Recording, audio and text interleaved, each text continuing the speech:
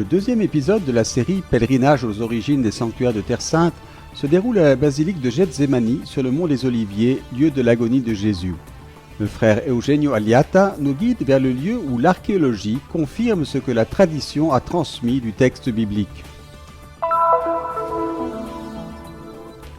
Le pape François en Irak, à Bagdad, Our, Mossoul, Karakoche et Erbil.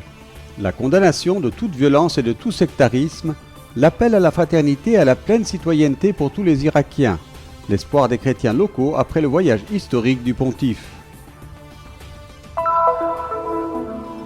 Malgré toutes les mesures préventives strictes prises, les personnes âgées de la société antonienne de Bethléem ont aussi été infectées par le coronavirus.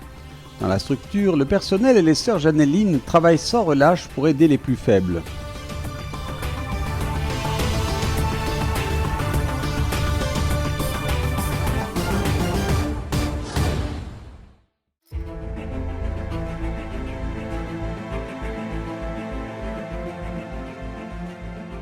Le jardin de Gethsémani est composé de 8 oliviers séculaires situés au pied du mont des Oliviers.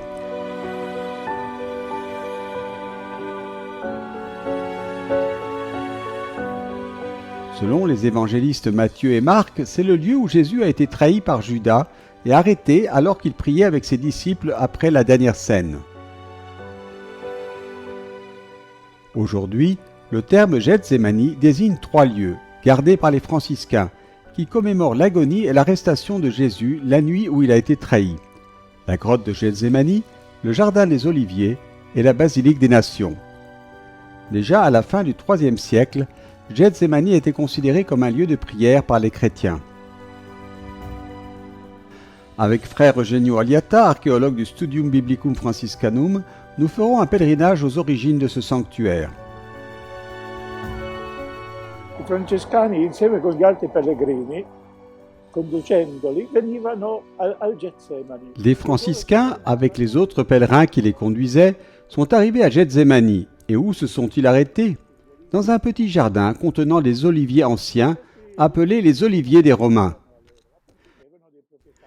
Ces oliviers appartenaient à des propriétaires musulmans de Jérusalem.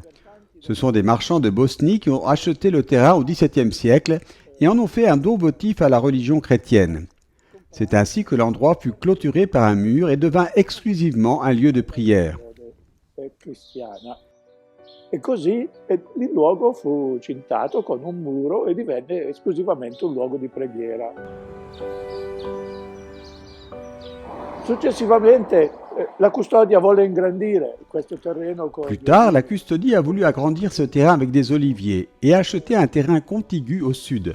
Sur ce terrain se trouvaient également des oliviers assez anciens qui pouvaient être utilisés comme lieu de prière. Mais c'est justement à cet endroit que les vestiges des anciennes églises ont été mis au jour.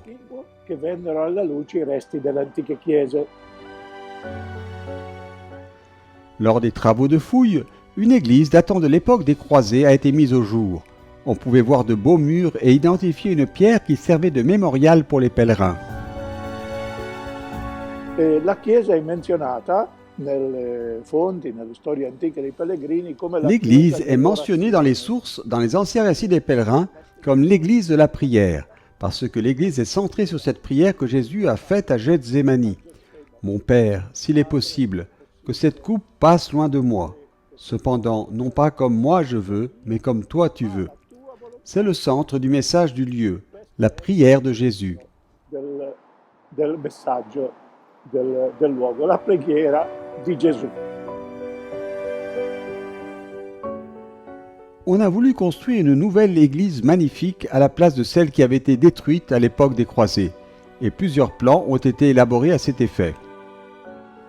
E cominciarono subito i lavori, ma mentre scavavano le fondamenta di questa nuova chiesa, ecco apparire... Et les travaux ont commencé immédiatement, mais pendant qu'ils creusaient les fondations de cette nouvelle église, de magnifiques mosaïques colorées sont apparues, vestiges d'une église encore plus ancienne.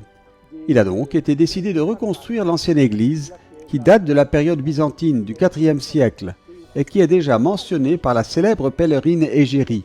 Ces mosaïques redécouvertes ont vraiment donné une idée de l'élégance de cette église. Questi mosaici ritrovati hanno proprio dato l'idea dell'eleganza di questa chiesa. Et comme frère Aliata le souligne, les mosaïques modernes sont très bien faites et préservent encore aujourd'hui l'élégance de l'ancienne église. La basilique actuelle a été construite entre 1922 et 1924. Pour sa construction, plusieurs nations ont collaboré en faisant des dons importants. C'est pourquoi elle est également appelée la basilique des nations. L'architecte Barluzzi s'est vu confier la tâche de concevoir la nouvelle église. Celui qui a récolté les fruits du travail de Barluzzi est frère Gaudenzio Orfali. Ecco, questa è la roccia centrale della basilica. C'est la roche centrale de la basilique. Et selon la coutume chrétienne, au centre, devant l'autel, se trouve l'élément le plus caractéristique, le plus intéressant pour l'histoire du sanctuaire. Dans ce cas, les éléments les plus caractéristiques sont les rochers. Le rocher qui se trouve au centre de la basilique est celui qui attire les pèlerins qui viennent le vénérer, non pas pour lui-même, mais pour celui qui a prié sur lui. Venerarla non per se stessa, ma per colui che ha pregato sopra questa roccia.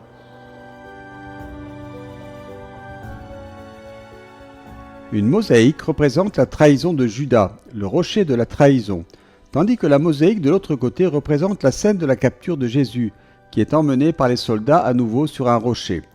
C'est donc le rocher de la prière, de la trahison, de la capture de Jésus. Sur le toit se trouvent les armoiries des pays qui ont collaboré à la construction de la basilique, mais aussi une curiosité, le portrait de Barluzzi. De 2012 à novembre 2013, la basilique a fait l'objet d'une longue rénovation. Le projet Getsemani, préserver le passé et former l'avenir, a vu la restauration des précieuses mosaïques. En 2020, lors de la construction d'un tunnel reliant la basilique de l'Agonie à la vallée du Cédron en contrebas, nous avons été confrontés à une surprise. Un mikvé, un bain rituel juif vieux de 2000 ans. Les fouilles archéologiques menées par le Studium Biblicum Franciscanum de Jérusalem et l'autorité israélienne des Antiquités ont également mis au jour une église byzantine, les vestiges médiévaux d'un monastère ou d'une auberge de pèlerins, ainsi que des citernes destinées à recueillir l'eau. L'archeologia in questo caso è una conferma. Dans ce cas, l'archéologie est une confirmation de ce que la tradition a transmis du texte biblique. Et lorsque nous disposons de ces trois éléments, texte biblique, tradition et archéologie, nous pouvons dire que nous avons des éléments de certitude suffisants pour identifier le lieu. Di sufficiente certezza anche per identificare il posto. Les oliviers de Getsemani ont également été soumis à l'analyse d'experts en biologie et en physiologie végétale d'universités italiennes et du Conseil national de la recherche, à la demande de la custodie de Terre Sainte. L'étude a montré que leurs troncs et leurs branches ont environ 900 ans, ce qui en fait parmi les plus anciens oliviers connus. Mais ce n'est pas tout. Les oliviers appartiennent à une seule variété originelle et ont tous le même ADN, ce qui signifie qu'ils ont été multipliés par bouturage à partir d'une plante mère. Les pontifes ont également été des pèlerins exceptionnels en Terre Sainte. Ils ont vénéré la pierre de l'agonie de Jésus, mais ont également planté un olivier dans le jardin sacré, comme l'ont fait le pape Paul VI lors de son pèlerinage en 1964 et le pape François en 2014.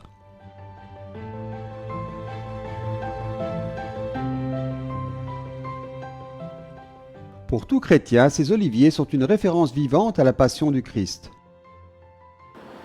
In questo pellegrinaggio 2021, En ce pèlerinage de Carême 2021, en embrassant le rocher de l'agonie du Seigneur, nous demandons la vie et la réconciliation pour tous, surtout en ce temps de pandémie où les gens souffrent. specialmente in questo tempo di pandemia. C'est de ce lieu que part la procession vers la basilique, destination du deuxième pèlerinage du Carême.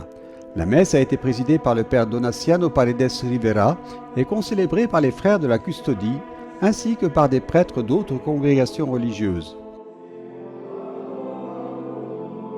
L'accent est mis sur la prière de Jésus avant son arrestation. Après avoir appelé un autre moment de dialogue avec le Père à l'occasion de la transfiguration sur le mont Tabor, c'est le moment d'une autre révélation, explique le Père Lucas Popko dans son homélie. Non pas dans la lumière, mais dans la nuit. Un épisode qui révèle que la communion de Jésus avec le Père est encore plus profonde. Toutes nos prières et nos liturgies se réduisent à « que ta volonté soit faite » ou « je me remets entre tes mains », a ensuite remarqué le Père Popko, rappelant les paroles prononcées par Jésus sur la pierre de l'agonie. Mais ce que nous observons ici, a-t-il conclu, n'est pas la solitude de Jésus, c'est la communion avec le Père. L'Irak restera toujours avec moi, dans mon cœur. Un souvenir à préserver, un souvenir à partir duquel on peut repartir. Le souvenir douloureux de la guerre, du terrorisme, de la persécution et de la fuite, mais aussi celui sur lequel nous essayons aujourd'hui de nous reconstruire, grâce à l'espoir renforcé par une visite destinée à rester dans l'histoire. Bagdad, Our, Mossoul, Karakoche, Erbil, devant le pape François, premier pontife à avoir visité l'Irak, défilent les ruines des villes détruites par la violence de décennies de guerre et la fureur de l'État islamique, et surtout les visages, les histoires des chrétiens présents sur cette terre depuis 2000 ans. Nel 2014, quando l'ISIS l'hanno attaccato pianura di Ninive. En 2014, quand ISIS a attaqué la plaine de Ninive, il était difficile de quitter nos terres et de vivre dispersés. Aujourd'hui, tant de familles ont émigré, et c'est une chose difficile à accepter. Le moment que nous avons vécu aujourd'hui ne pourra jamais être oublié. Accettare questo momento che abbiamo vissuto oggi è davvero non si dimentica mai. Dans l'église de l'Immaculée Conception à Karakoche, par Deda en araméen, il y avait aussi frère Nour Tamas et frère Aïssam Yalda Hano, franciscains de la custodie de Terre Sainte, qui sont retournés pour l'occasion de leur ville natale, au cœur de la plaine de Ninive, où ils ont accompagné la joyeuse attente du pape. Abbiamo concluso un giorno storico. Un jour historique s'est achevé pour l'Irak et aussi pour la cité du Vatican. Un rêve qui était dans l'esprit de tant de gens et dans le cœur du Saint-Père depuis si longtemps. Tutta la gente, un sogno che stava nel cuore anche del Santo Padre. Déjà le jour de son atterrissage dans la capitale, Bagdad, lors de sa rencontre avec les autorités irakiennes, le pape François avait expliqué que la diversité religieuse, culturelle et ethnique qui caractérise la société irakienne depuis des millénaires est une ressource précieuse à exploiter et non un obstacle à éliminer. La visite à Mossoul, devant la place surplombée par les églises en ruine de la ville, est l'occasion d'exprimer avec force la condamnation de toute violence. Aujourd'hui, malgré tout, nous réaffirmons notre conviction que la fraternité est plus forte que le fratricide, que l'espoir est plus fort que la mort et que la paix est plus forte que la guerre.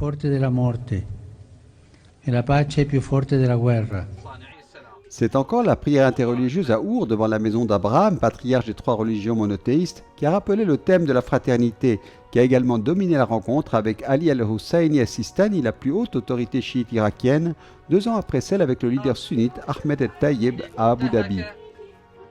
Un programme riche, complexe et risqué dans un pays où l'Église locale puis le pape ont réitéré leur condamnation du sectarisme et la nécessité d'accorder aux chrétiens une citoyenneté à part entière pour un avenir pacifique.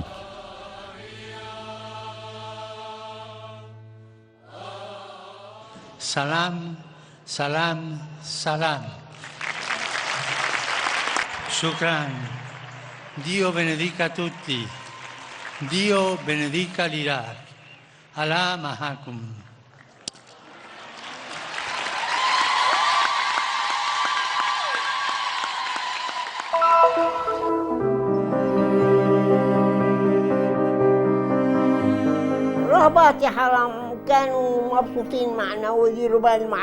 Je suis très triste.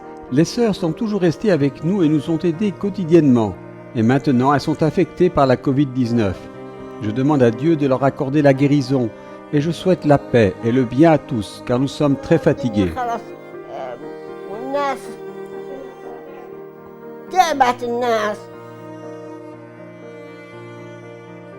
Avec la propagation de la pandémie dans le gouvernorat de Bethléem, Et malgré toutes les mesures de précaution prises cette année par la Société antonienne pour protéger les personnes âgées, sœur Catherine Tachman de la congrégation des filles de Notre-Dame du Jardin n'a pas survécu à l'infection.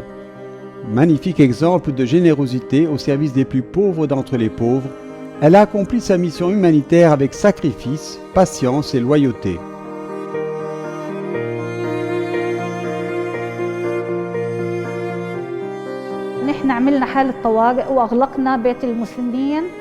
Nous avons déclaré l'état d'urgence et fermé la maison aux visiteurs. L'entrée était réservée aux cas d'urgence et la situation semblait être assez bonne. Nous avons trouvé le premier cas parmi les personnes âgées touchées par la nouvelle variante et en quelques jours il s'est propagé. Aujourd'hui, nous avons 12 employés et 15 personnes âgées infectées. Il y a 3 cas graves et il n'y a pas de place pour eux dans les hôpitaux.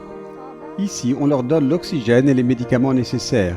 Et le médecin vient 2 fois par jour pour les contrôler.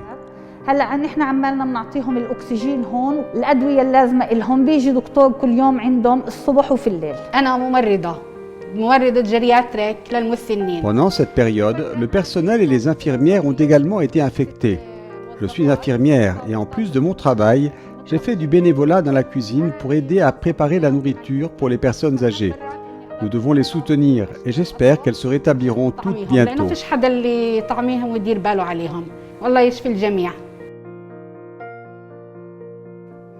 L'association Proterra Sancta a toujours soutenu la société antonienne afin qu'elle puisse être un foyer pour les personnes âgées pauvres, mais aussi pour les familles en difficulté. Depuis le début de la pandémie, Proterra Sancta a rénové 15 salles, les dotant de l'équipement médical nécessaire, comme des machines à oxygène. Certaines de ces machines ont également servi à près de 40 familles en dehors de la société antonienne. Con questa nuova ondata di virus la società antoniana si è trovata in grave difficoltà perché non solo gli anziani ma Avec cette nouvelle vague, la société antonienne s'est trouvée en grande difficulté car non seulement les personnes âgées mais aussi les employés et les sœurs ont été touchés par le virus et cela a créé un grand besoin. Nous ne faisons pas notre travail parce que c'est un projet mais parce que c'est une vocation et quand il y a eu un besoin d'aide, nous n'y avons pas réfléchi à 2 fois. C'est un peu comme notre maison, l'endroit où nous prenons soin des plus pauvres de Bethléem. Se mettre à leur service ne pouvait être qu'une chose normale en cette période de besoin. Dare il nostro servizio non poteva essere che una cosa normale in questo momento di bisogno. Cette nouvelle variante de la Covid-19 a frappé la ville de Bethléem. Le coronavirus a réussi à surmonter les mesures préventives strictes et a infecté le groupe d'âge le plus fragile au sein même de la maison de retraite de la société antonienne. Les travailleurs, les bénévoles et les sœurs Janelline tentent de résister, en silence et avec courage, malheureusement parfois au prix de leur vie.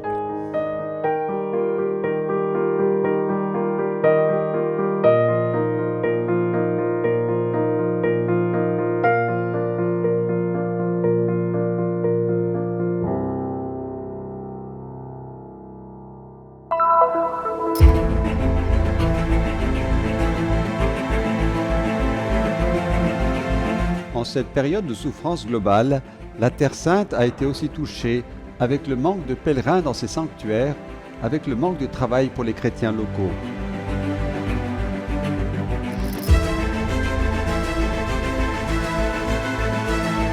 Avec ses 300 frères, la custodie de Terre Sainte est présente en Israël, Palestine, Jordanie, Syrie, Liban, Égypte, Chypre et Rhodes.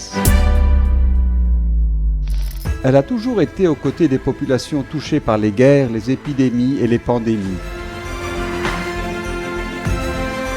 La collecte pour la Terre Sainte est la principale source de subsistance pour la vie qui se déroule autour des lieux saints. En attendant le retour des pèlerins, la custodie vous demande votre aide. Le prochain vendredi saint, faites votre offrande.